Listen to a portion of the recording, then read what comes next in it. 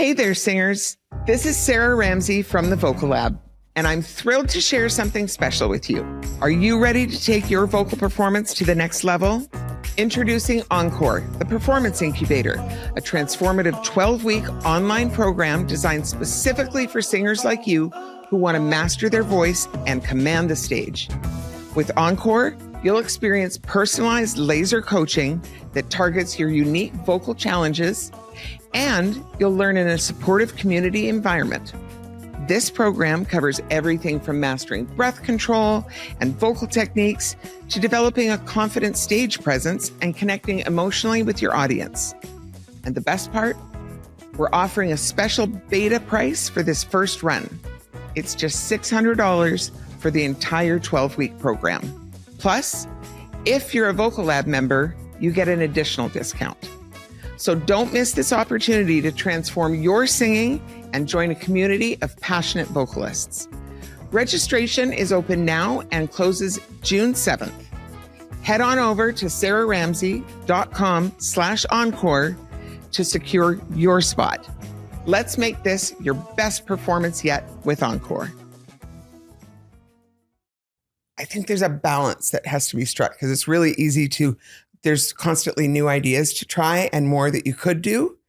And it's hard to figure out when to say enough. We're done. Realistically, it's not that hard. Yeah. At least not for me. Yeah. Like I've got a great relationship with Dexter. But what we always do, like the past 3 albums, we work 2 weeks. Yeah. And we may not work for a month. Yeah. And when we come back, we know everything that's wrong. Yeah. Even just sleeping on it. Yeah. Like they say, what do you think of this? And I go, I can tell you tomorrow morning. Yeah. I can't tell you today because I'm tired, right? Welcome to the Vocal Lab. I'm Sarah Ramsey, and this show aims to pull back the curtain on the entertainment industry, where veterans give up-and-coming artists some of the information they wish they'd had when they were just starting out. Sort of a music industry primer, if you will. Thanks for joining us on the Vocal Lab. This is actually part 2 of our interview. So if you haven't caught part 1 yet, head back to the episode right before this one and get all caught up, and then join us back here. We'll see you soon. As a producer, again, keeping in mind that we're speaking to sort of emerging artists generally. As a producer, what would you like artists to know before working with you? Like, what is the best way that an artist can prep for their time with you that would give the best product? What's their responsibility? I think, well, with me, I just got to let them know that, well, I mean, the answer is really quickly, how can I do Metallica and do Michael Bublé? Right. It doesn't make sense. You know why? Because it's songs. Yeah. Okay. And I'm a song person, and it's having the ability, like I all that stuff I did before, I brought that to Bublé. Yeah. Right. But really it's helping somebody make a record, not dominating what's going on. Coming from a musician kind of thing, what I saw is dominating producers, etc. So I come from that. So really, you know, I think maybe 5 years ago, I thought, I think I could be in the room with anybody and make a record. And then, of course, I did a record where I didn't do so well, where I got challenged again. Yeah. And did you learn something different coming out of that? I learn every day. Yeah. That's what's so great. I'll tell you a story. So it just happened this week. So I'm in Maui, and my studio doesn't function anymore. Yeah. Because I couldn't afford to keep it because nobody can come there. Yeah. It's so expensive. Anyway. So I used this studio up country that's really just like a demo studio. Yeah. But we did some vocals because I wanted to be home. So Dexter came, and Adam came, my engineer. And we recorded the vocals, and we did a quick mix. A whole pile of accidents happened. And we go outside, and there was goats. And I mean, we're talking up country. Yeah. And we can't beat the mix. At the warehouse, mixing, spending days at it. Yeah. We just mastered it with not even mastering. The mastering changed the way it sounds. So it's basically that mix that we did in that studio. Really? Like a demo studio. Yeah. And that's where the magic was. Yeah. But a lot of people wouldn't do that. Yeah. You know who taught me that? I'll tell you a great story. Mick Ronson. Yeah. Okay. When we met him, I made a demo. I went over a Hudson's Bay commercial because I couldn't buy tape. Yeah. So I was listening to Natty Dread, the Bob Marley album, and I noticed that they were playing to a drum machine.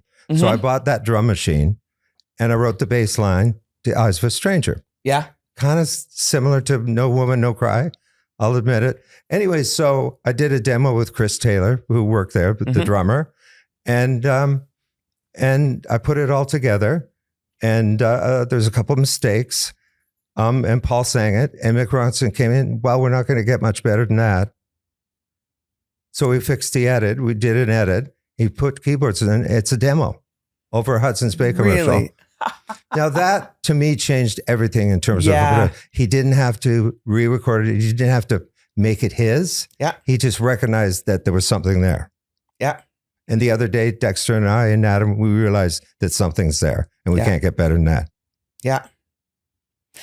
Well, Josh, his first record, he demoed everything. And then, the guys came and learned their parts and they re-recorded everything.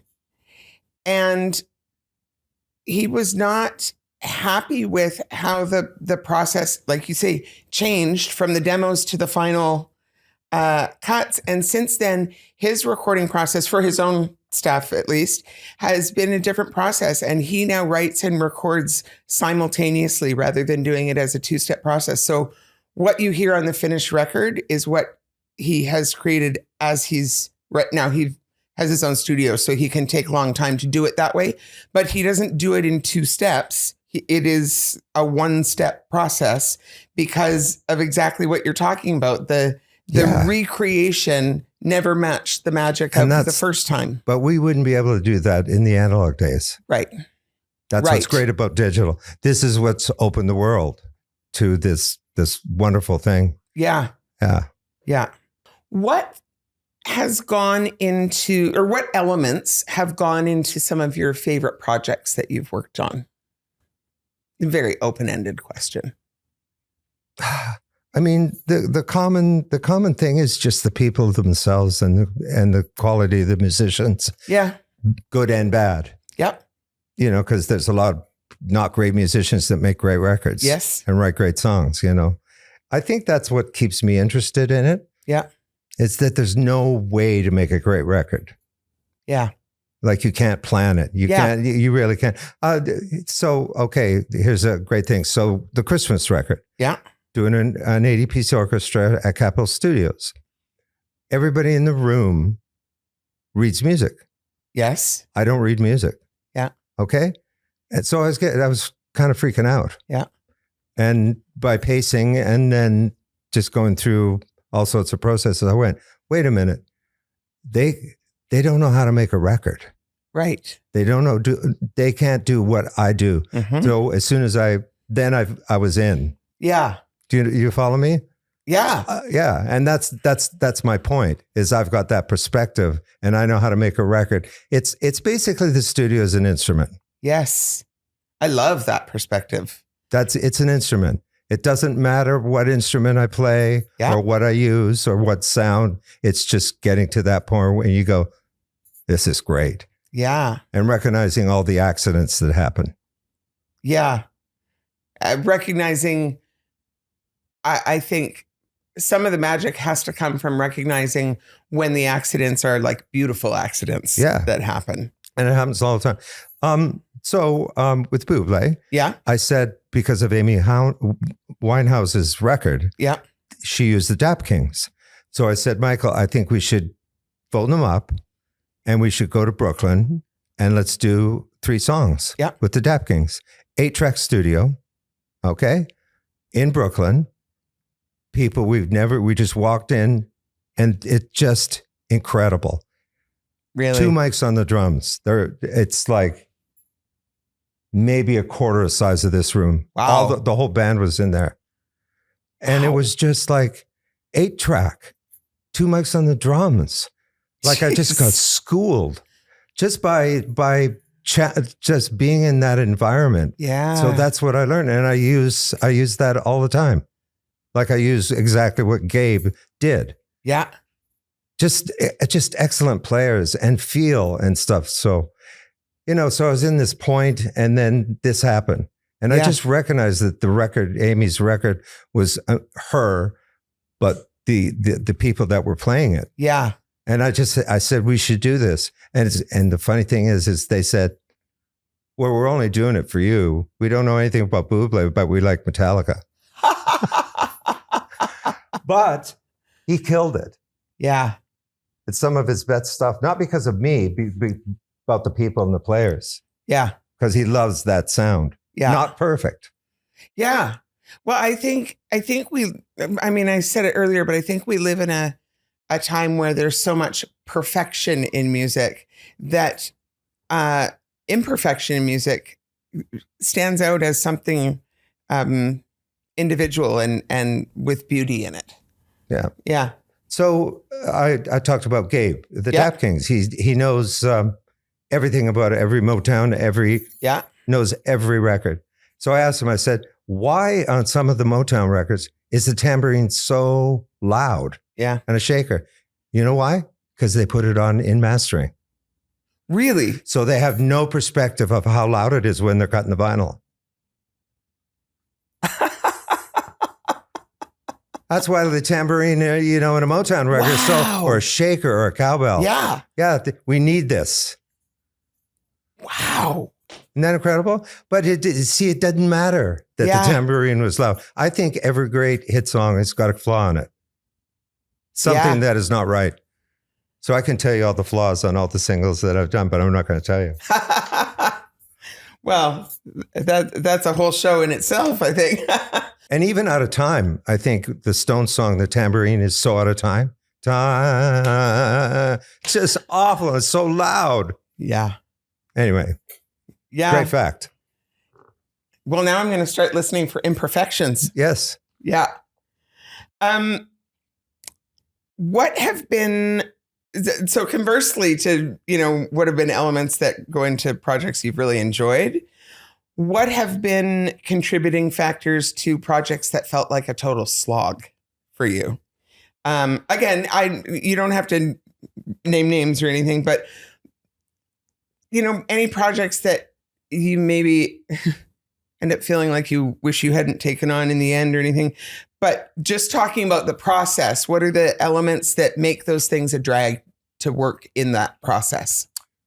Kind of overthinking. Yeah. That's a kiss of death. Yeah. Really just analyzing, and usually it's people that have a lot of money because they've got that privilege. Okay, so right now we're in Vancouver. Yeah. Dexter has a studio. We're here because we have to finish it. Yeah. Right? Because there's a time limit. You know why? Vinyl. For it to come out, we have to have it done on Monday. Right. So he's not in Huntington Beach where his family is. Yeah. I'm not in Maui. We have to get it done. So we've been here for this month. Yeah. And we're going to get it done. He's, so he did the work. Right. Now, if we had left to our own device, we'd probably get it done next year. Right. We had a deadline. Yeah. Right. And it's like, and the reason is vinyl is you got to get everything handed in for the date. Right. Yeah. Because it takes 6 months. Right. To happen. Right. This is everybody, by the way. I only just learned this about vinyl, that it takes so long to press vinyl. I didn't realize it was such a long runway for vinyl. Yeah. And not only that, sales, like the Offspring, 30% of their sales is vinyl. Yeah, it's really picking up. Yeah. Right? Anyway, so what I guess the thing is deadlines are good. Yeah. Yeah. I think, I think especially with creative brains, and especially when you get a whole lot of creative brains in one room, it's really easy to, I think there's a balance that has to be struck, because it's really easy to, there's constantly new ideas to try and more that you could do. And it's hard to figure out when to say enough. We're done. Realistically, it's not that hard. Yeah. At least not for me. Yeah. Like I've got a great relationship with Dexter. But what we always do, like the past 3 albums, we work 2 weeks. Yeah. And we may not work for a month. Yeah. And when we come back, we know everything that's wrong. Yeah. Even just sleeping on it. Yeah. Like they say, what do you think of this? And I go, I can tell you tomorrow morning. Yeah. I can't tell you today because I'm tired, right? Yeah. Yeah. Yeah. Did I answer the question? Yeah. I think. I think, right. I know I'm all over the place, but no, that's totally fine. It's I think it's something I hear that songwriters talk about a lot, actually, is that figuring out when the song is done. And maybe I hear people talk about it more in that context than in a production context, but figuring out when the song is done. There's a thought to that. Yeah. Because so many people think when something works, that's what they should always do. Yes. And the idea is always to be inspired. Mm-hmm. So if you have to work on something too hard, sometimes that work turns into being something good, but the majority of the time you're going too far. Yeah. Right? You're going down the rabbit hole and you got to get that perspective. Yeah. So sometimes you have to work really hard and a long time to get it right. I think Leonard Cohen's, what is it? The biggest song in his life? Leonard Cohen, Hallelujah. I think he wrote like 130 verses over like 20 years. Holy cow. I didn't know that about that song. No wonder it has about 8 verses in the final. Yeah, no, that's the story. Yeah. And then, see, I could talk about this all day. Please. You know, like, for instance, I got the For Achtung Baby, the U2 album, one of my favorite records. There's a bootleg of them rehearsing in Berlin. Yeah. Doing pre-production. There's one guitar riff out of all of that that's on the album. Really? So the change between that and actually finishing the record is completely different. It's the real thing. That is off when they rehearsed. Yeah. Wrote all the songs. Yeah. So that process, and then when it was done, and with all the people involved, they knew they were done. Actually, they had 4 guys mixing one song, and they cut the chorus from this guy and the verse from this guy. So it's like, the point is that there are no rules. You know when it's done, when Dexter and myself and Adam are happy, that's as good as you're going to get. Yep. And then we're done. Yeah. We'll see if we're done on Monday. Yeah. But we have to be. Yes. You don't have a choice. No, which is good. Yeah. I do think that creative brains, and especially like you said, there's lots of neurodivergence in creative brains. Having deadlines, as uncomfortable as they can be in ADHD, I have a lot of ADHD in my circle as well. And as uncomfortable as deadlines can be, they really serve a purpose, because often ADHD brains work very well to deadlines, because time management isn't a terrific skill, but they work well under pressure. Yeah. Yeah. Is there anything that you see often missed or misunderstood by artists or writers? Well, songwriting there's so many different ways. I mean, I think most songwriters would agree that it either comes really quickly or there's work involved. Mm-hmm. And there's no rule in there. Yeah. I guess the biggest thing in music and making records is there are no rules. Yeah. You know, and if somebody's, telling you to do this, don't just for the sake of being negative, but just to understand that sometimes you got to do the work. Yeah.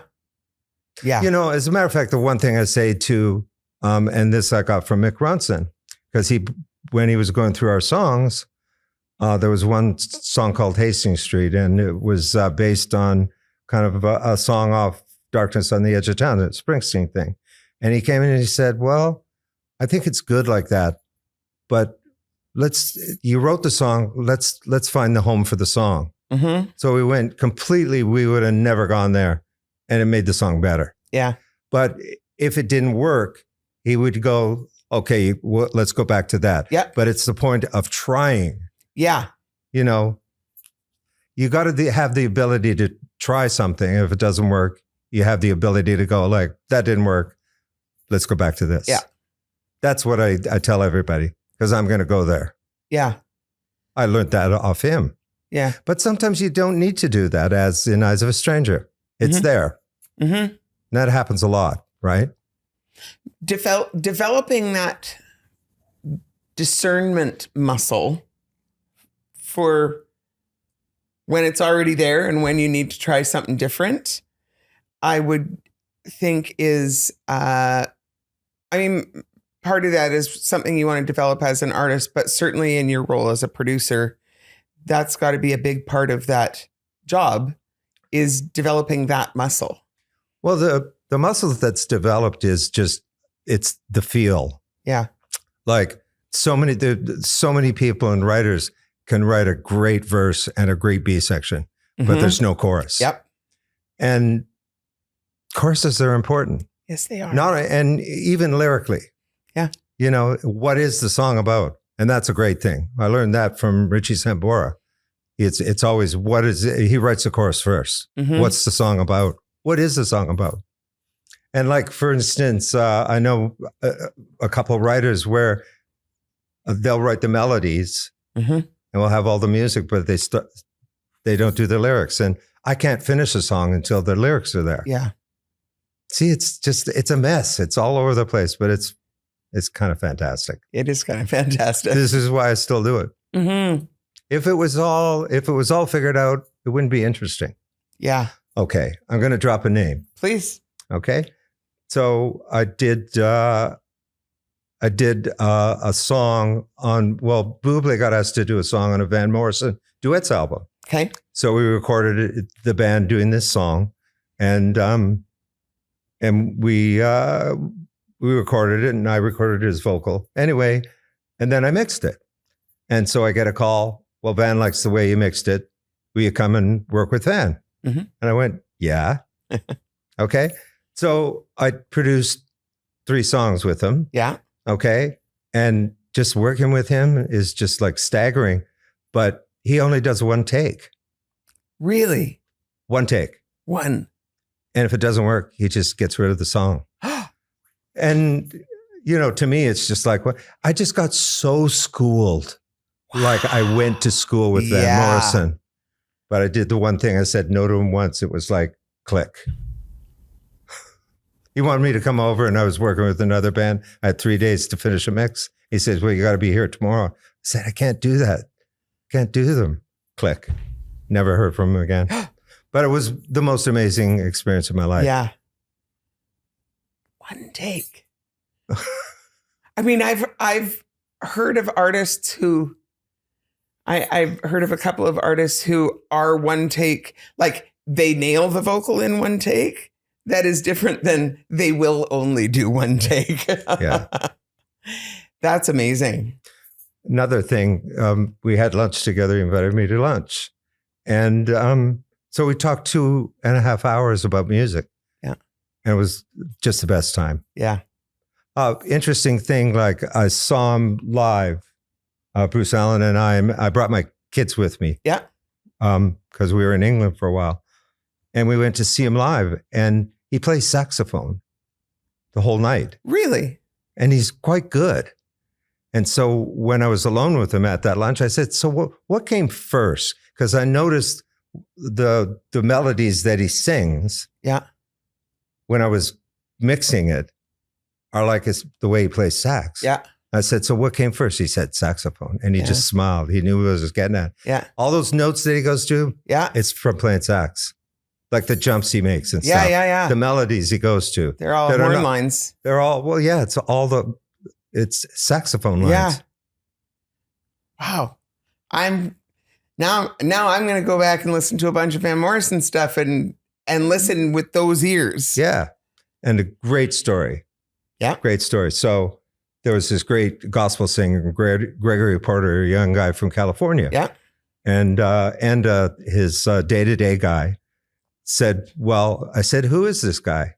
And Van did a jazz festival, and he went early to see this young guy. Yeah. After he saw him, he came back to Andy. He says, I don't know if I can do it anymore. I'll never be as good as this guy. And, okay, cut to the next day. He was, Gregory Porter's having a clinic on singing and writing. Yeah. And so Anda went to the clinic, and who was first in line? Van Morrison. Wow. A clinic on singing and writing. That's what I mean about a life in music. Yeah. He's still willing to learn. Yeah. I just got shivers. Yeah. Every time I tell that story, I get shivers because it's just so inspiring. Yeah. I think there is nothing greater than, honestly, I think there's nothing greater to see modeled, but I have such an enormous amount of respect for people who reach that kind of a pinnacle in their career, but they're clearly just a perpetual student and humble enough to be so. Yeah, and realize it. Yeah. You know what's great about playing guitar? You'll never be great at guitar. Yeah. There's always somebody better. Yeah. My history is I grew up in Victoria, and everybody was better guitar player than me. So I went, okay, it's not going to happen. So what I did is I'm going to be a great rhythm player, and I'm going to be a songwriter, and I'm going to make records. Yeah. And I'm fine with that. Yeah. Anyway. Yeah. A perpetual learning thing. Yeah. Finally, I took lessons. I'm a better guitar player. When I was doing the Black Album, I took lessons. Really? In the mornings, yeah. It's constantly learning. I'm still learning. It's funny. I realized that when I was like a child in school learning, I hated school. Yeah. As an adult, I love being in learning situations, whether they're like formal school or other learning. I would be probably a perpetual student if I had the means to do so. I love being in that setting because as an adult, you get to choose what you learn, what you engage in. But that process of learning and new information and then being able to apply it, I just love the process of learning. Yeah, but the household you grew up in. Yeah. I mean, you were blessed with super talented, creative people. Yeah. So I can see you like going that route and not rules and stuff like that. Yeah. Yeah. I definitely, I was very lucky to grow up in a household that I did, in the family that I did.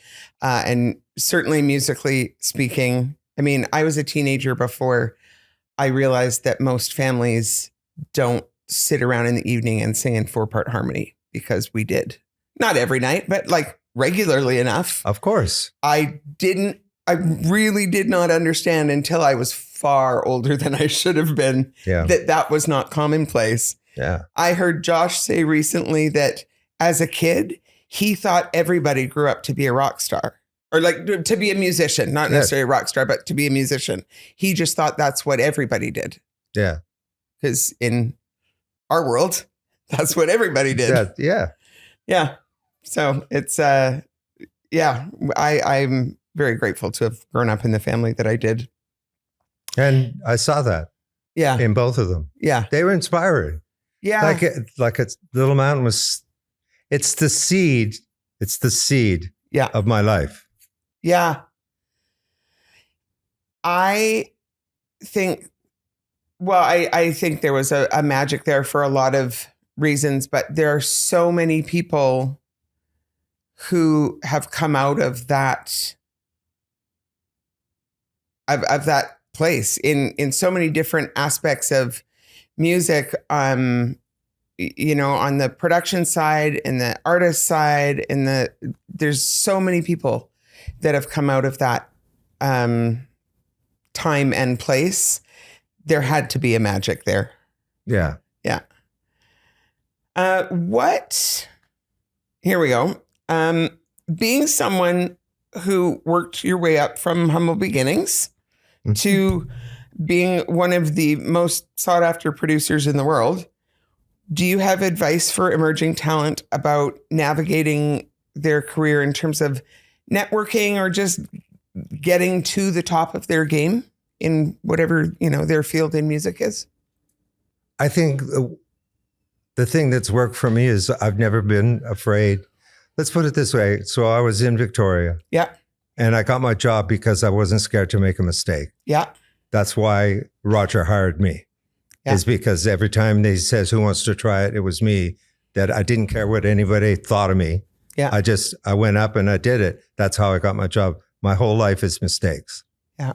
Not being afraid, being okay with somebody doesn't like what you do. This is my path. And whatever lies before me, this was no plan. Yeah. Like no plan. Yeah. It all just happened. Yeah. You can't plan a career. You just got to stick to it, work hard.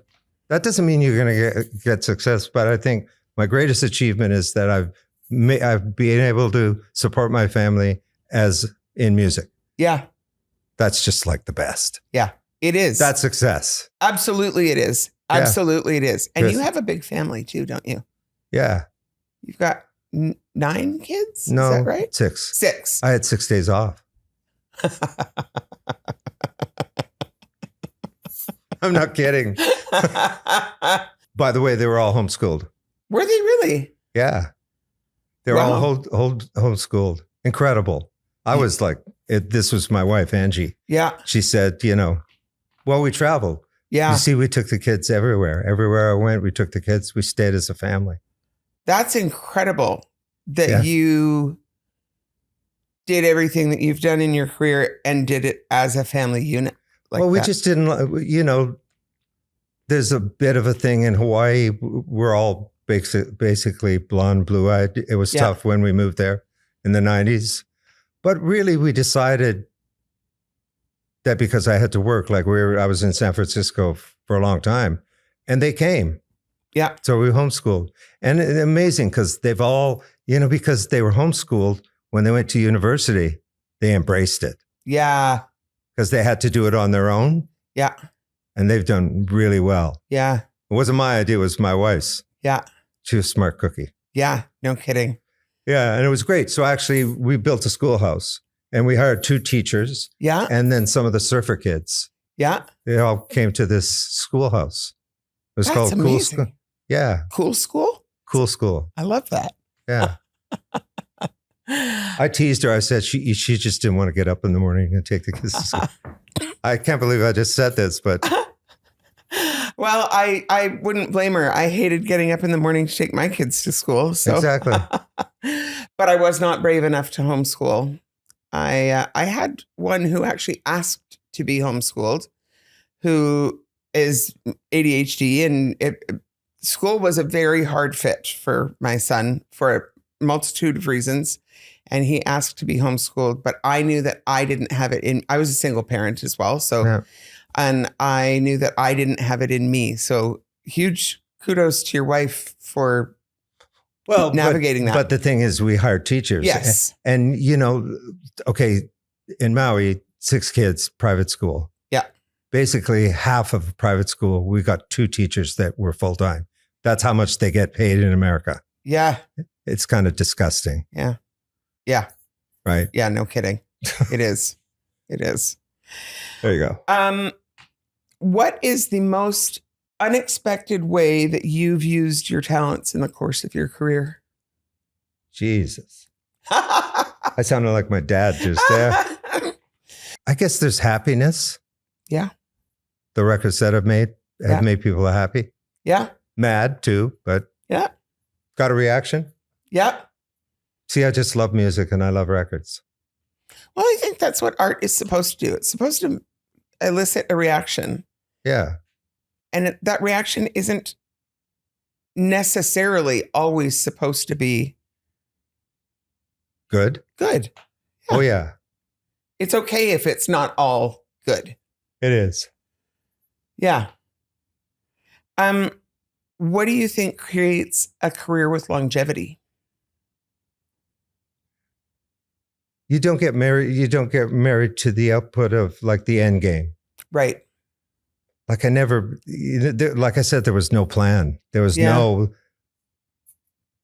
all I wanted to do was play guitar and be a really great guitar player. And I want to be the guitar player for David Bowie. Yeah. That's what I want to do. Yeah. But life just takes you in a different direction and you just got to roll with it. Yeah. Weirdest gig? Best gig? Oh, I did when I was first starting engineering, I did kind of a cult, kind of Christian band. Nice people. Yes. A little strange. At Little Mountain. Yeah. Yeah. But I dealt with it. Yeah. I fit in. Yeah. Yeah. I said Lord once in a while to break the ice. That's where it is. The best thing, I'd say it's just the best of my work. Yeah. You know, like the Black Album, I didn't want to see him again. Yeah. And then I realized, because ADHD and moving on, I didn't really listen to the record. I just did. Yeah. I just heard it like 10,000 times. Yeah. So I don't listen to it. And then, 20 years down the road, and you hear it and you go, that's pretty good. Yeah. So really, probably the Black Album and Bublé, the Christmas album. Yeah. I love that. Yeah. There's another great guy. Fantastic, obviously incredible voice, but studying the history of rock music and what I love, I learned that he knows, I know the engineer, the producer, the musicians, the studio, blah, blah. He knows every standard. Yeah. And he can do all the guys. He can sing like them. Yeah. It's incredible. Yeah. It comes from knowledge. When he was a young kid, he planned the Christmas album when he was in his teens. Really? Yeah. So he, in discussing it, talking to him, he says, we're not making a Christmas album. We're making a great album. There's a difference. A lot of people phone in Christmas records. They do. Yeah. No, we made a record that happened to be a Christmas record. Huh. But he's wanted to do, he knew the formula. Yeah. I'll just say, nobody likes to be yelled at Christmas. True. Like all the different versions you hear of Christmas songs. Yeah. He knew exactly what he wanted to do. Yeah. He had that, and that's why it's great. Yeah. He had the vision. The best records I make are when people know what they want. Yeah. So an artist coming in with a clear vision. Yeah. Yeah. Not punting, just searching. Yeah. That's hard to do because then you're guessing. And do you find that there's a difference in terms of that artist coming in with a vision? I mean, I know at this stage of your career, you work with more well-established artists, but over the course of your career, you've worked with, artists in different stages of their careers. Do you find that artists who are more well-established tend to have a better vision of their project? Or does that not equate to where artists are in their careers necessarily? I think when they're really successful, they have a harder time keeping their vision. Really? Because once they're big, it's like they change. Yeah. It's funny, the band, The Damn Truth. Yeah. I mean, they're just good. They're not a big band. We did it really quickly. Yeah. But I bought into them. Yeah. The people, their talent, right? Yeah. So I just did it. Yeah. Yeah. Yeah. That's why I make records. I work with Paul Rogers. Yeah. Right? And he had made a record and Randy Staub was going to mix it. And he says, it kind of needs some help. So I came in with Keith Scott from Bryan Adams and Chris Chestron, great keyboard player. Yep. And we worked 3 days and we finished the record. I did it for free because I was in the room with Paul Rogers. Yeah. I just want to be with people that are like that, right? Yeah. He's incredible. Yes, he is. Yeah. Incredible man. What? I have a funny and highly embarrassing to me story about Paul Rogers. Okay. I got a call from Pat Glover. This is several years ago, wanting me to come and sing on a session. And he was working with somebody in White Rock. And it was, the guy had a studio in his home in White Rock. And so it was myself and Linda Kidder, and, it was in his home. So like we were in a bedroom and they were in another bedroom, and it was a great tune, and we were singing keyboard. And I just got introduced on a first name to the gentleman who was the artist. And music has always been an auditory medium for me. So there are a lot of artists that I don't know what they look like because it is not a visual thing for me. And at one point in the session, the guy who was the artist needed to take a phone call. So he stepped out. So it was Pat and Linda and I chatting. And I said, God, this is a great tune. It was a tune about, it had something to do with Elvis. And I said, it's a great tune. It really reminds me of an old Bad Company tune, Seagull. And they both looked at me and went, well, yeah, that's Paul Rogers. Like that's Bad Company. Yes. So yeah. And I'm so glad he was not in the room when I said that. He would laugh though. Would he? Oh yeah. Just a great guy. Yeah. Yeah. So talented. I love his voice so much. Incredible. Yeah. Yeah. Is there anything else that you think is really important for up and coming artists to know that we haven't touched on today? Really, it's all about passion. If you love music, then follow that passion. Yeah. Yeah. You gotta be passionate about it because it's not easy, especially today. Yeah. Right. I think I timed my life. Well, my parents gave me, I was born in 54. Yeah. Which is the start of rock and roll. I think Bill Haley, right? Yeah. So I timed it perfectly. Yeah. Yeah. Yeah. And you definitely, like the early day, I know the stories about the Little Mountain days, that was definitely fueled by passion because you would record jingles during the day and then bring bands in and record all night. I don't know when you slept, but that you don't do that if you're not passionate about it. Well, that's what I mean. You got to be passionate. It can't be like a job. Yeah. Like you gotta live the life. Yeah. And really, realistically, I met the right woman, Angie, and she got it right away. Yeah. When we got together, she went, I get it. Go do your thing. That's why we live in Maui. Yeah. Because of her. Really? Yeah. She just said, look, I get what you're going to do. And she was okay with it. Yeah. Yeah. Yeah. How long have you guys been together? 35 years. Wow. Yeah. Yeah. Yeah. Well, I just really appreciate you joining me this morning. Where can people find you? You're not super duper online, are you, in terms of website or social media or anything? So not really. People find you through your catalog, I guess. Yeah, I guess so. But really, Bruce Allen. Yeah. Yeah. Yeah. Well, I so appreciate your time with me this morning, Bob. I wanted to see you. Yes. And I appreciate that too. It was really nice. It's like I said earlier, I have such fond memories in my childhood, and you were a fixture in that. I was running around. Yeah. And goes back a long way. The family connections go back a long way. Yes, they do. Yeah.